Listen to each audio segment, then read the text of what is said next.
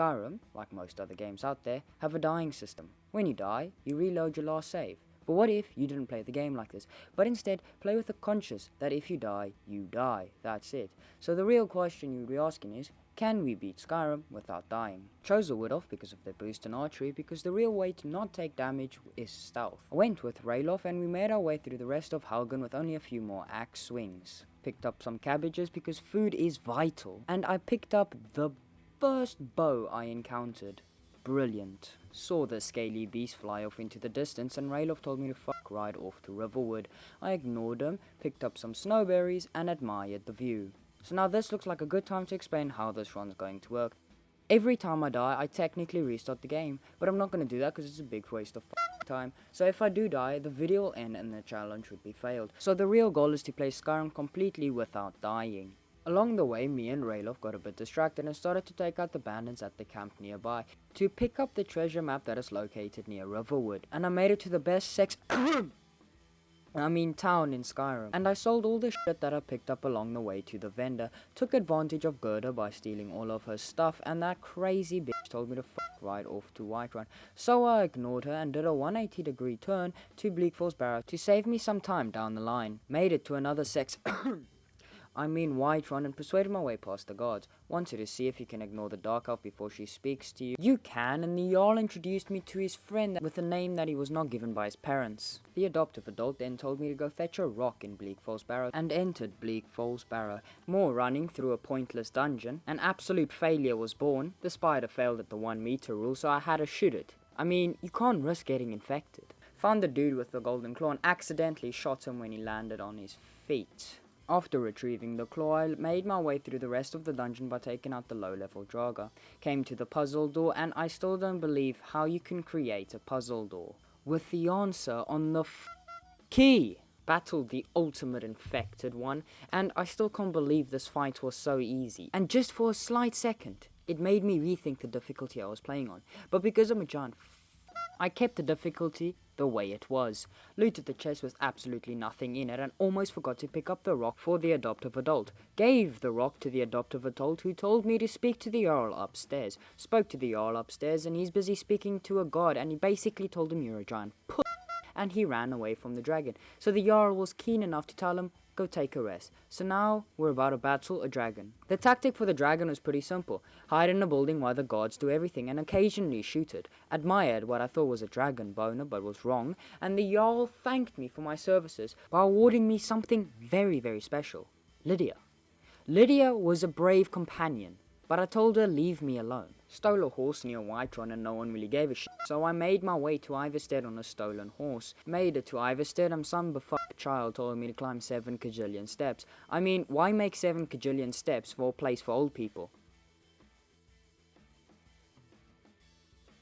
Made it to Ithrovka, yeeted his test, stood in the middle while a bunch of old people summoned some ghosts and told me to shout at them. I didn't want to, but they told me to. Yeeted myself through a fucking gate and an old person thanked me for showing him how to be good. He then told me to go fetch a horn or something in a dungeon near Morthal. A bunch of resurrected people shoved their swords deeply in my rectum. In the dungeon I gave my controller to my little bro who has no sense of gaming skills. The rest of the dungeon was as easy as sitting on your ass and watching 6 episodes of Teletubbies while in lockdown. Being the absolute fuck I am, I thought I could slide down out here without dying. Didn't die, so I was technically right, but I did lose all my health instantaneously, and this is where I made the decision not to be an absolute shit and not do that again. Claimed the become ethereal shout, more failing of the 1 meter rule, and I found the horn. Wait, no I didn't. There was a note from a friend. But little does this person know, I don't have any friends. Found the cultists that actually found me and tried to avoid them the best I could. Spoke to them through the floorboards, and this was a brave mistake. Those things did so much damage that my pants was urinated again here. Returned the golden claw and pulled a Skyrim classic to get it back. Took a nap and realized that Delphine watches you sleep, and Delphine told me about her master plan to go attack a dragon, cause she doesn't believe that I am the true dragonborn. Pulled out her gear from an empty chest, and I went back to the Greybeards, who invited me into their group of old people. pissed Alduin off by shooting an arrow at him, and which made him very, very mad. He blew me into oblivion, which scared the living hell out of me, but I did manage to stand back up. We finished off the beast, and I admired what I thought was dragon penis. After the huge battle, Delphine thanked me and told me to head back to Riverwood. In her basement, Delphine told me we need to infiltrate the Thalmor Embassy. Before I got to Solitude, I realized that all the Argonians were busy getting ready for mating season. Inside Solitude, I wanted to help the executioner by taking out Rogvir before the executioner does it, but I'm doing it for free. Managed to kill Rogvir, but all the gods were apparently triggered that I killed someone that was about to die. For example, it's like me poisoning a woman's drink on a date and then stabbing her before the woman's able to drink it. What I'm trying to say is, one is more efficient than the other one. So why are the gods so fucking triggered? So one big issue was created by this. I was not able to surrender to the gods. What I did do was able to fast travel all the way to Whiterun, but this Argonian was so determined, so dedicated to shoving his iron dagger up my rectum, he travelled halfway across the map. Managed to fast travel back to Solitude, but all the gods were still triggered for some reason, so I let out all my anger on this poor Solitude god. Managed to kill him, and the most impressive thing happened. I got a bounty.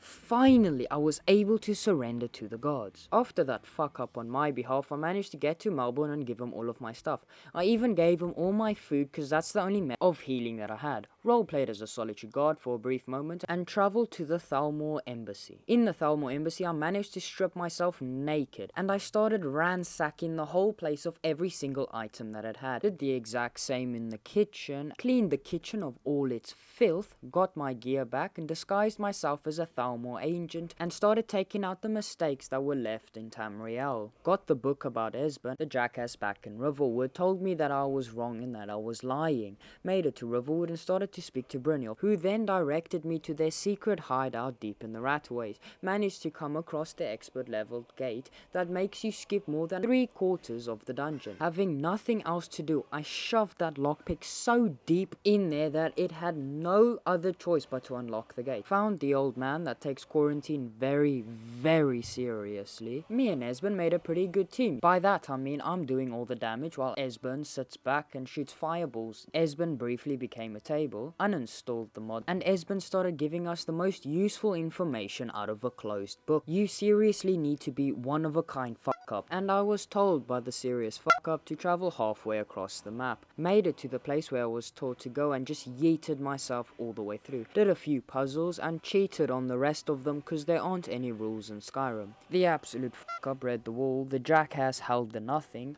and I was told by the greybeards that I was not ready to see Parthenax, but I was going up there anyway, so the old man heated my balls and I was ready. But the warmth didn't last that long. Parthenax teased me about the size of my balls, and then he told me to go fetch an Elder Scroll. Ignored the fact that the quest marker told me to go to Arngeir and Esben, and instead made my way to Winterhold to go speak to Shrek. At Winterhold, the lady at the gate told me that I needed to show a conjuration spell to get inside, but the conjuration used over 100 magicka, and me only having 100 magicka was fucked. So instead of doing her stupid thing, I ran past her and tried to use a book to clip through the gate, and was so impressed that it worked. I thought the quest was gonna be glitched, but it turns out if you go speak to the old man that the quest actually updates. Spoke to Shrek's great-grandfather and told me everything he knows about Elder Scrolls. Grandpa Shrek then told me to go speak to Skinny Santa. Skinny Santa was on some serious crack and told me to go find a dungeon all the way north. I'm freezing, my testicles are fucking frostbited. At one point inside the dungeon, I pissed off every single enemy inside there, and me being too big of a pussy to deal with them, actually tried to cheat. I used to become Ethereal Shout to skip more than half of the dungeon, but this soon came to bite me in the ass greatly. Every fucking enemy in the entire dungeon decides to spawn in front of me. I acted so quick and jumped back through the loading screen, but this did jack shit. This is the first real time that I was actually scared, so I devoured all my food. The farmer were distracted and I leapt to the wind, and as my dad, I was gone before anyone batted an eyelid. After that shit show was dealt with, I took out the Dwarven Centurion and finished the last adventure, and arrived in the most beautiful dungeon ever. Blackreach. Blackreach was pretty simple. Use the become ethereal shout and you're basically immune to all damage. At the end, I solved the puzzle with pure genius and took the Elder Scroll. Read the Elder Scroll at the time wound, and the battle began. Battle was pretty simple. Stand back and let Paarthurnax do everything. Paarthurnax then told me I need to trap a dragon in Whiterun. The Jarl came up with a bullshit excuse that we can't trap a dragon because of the war. So, spoke to General Tullius, spoke to Ulfric Stormcloak, and I sat through the most boring meeting ever. And we eventually managed to trap the beast. Had an in-depth conversation with the back of his head, and I managed to get on the wooden pole thing as it rose up, and I got on Odahving's neck, back, whatever, and I rode to Sovngarde. Inside the temple, I took out the Draugr and had a huge battle inside. At the end, I ran past the slowest dragon priest ever and jumped into Sovngarde. Spoke to the people that put us in the mess, and the battle began. The final Alduin battle. This was a spectacular fight between Dragonborn and Dragon, but I finished him off by devouring all the food I had gathered throughout the game and shooting him right in the nostril. I celebrated briefly for finishing my first Can You Beat and was blasted into unconsciousness, and I beat Skyrim Without Dying. I should have said this in the beginning of the game, but of course you can beat Skyrim without dying. You just need to have a reasonably good amount of skill and know what to expect next, and hoard all the food that you have gathered. It was the only method of healing that actually saved me in this game. So if you enjoyed the video, like and subscribe, and I will see you in the next one.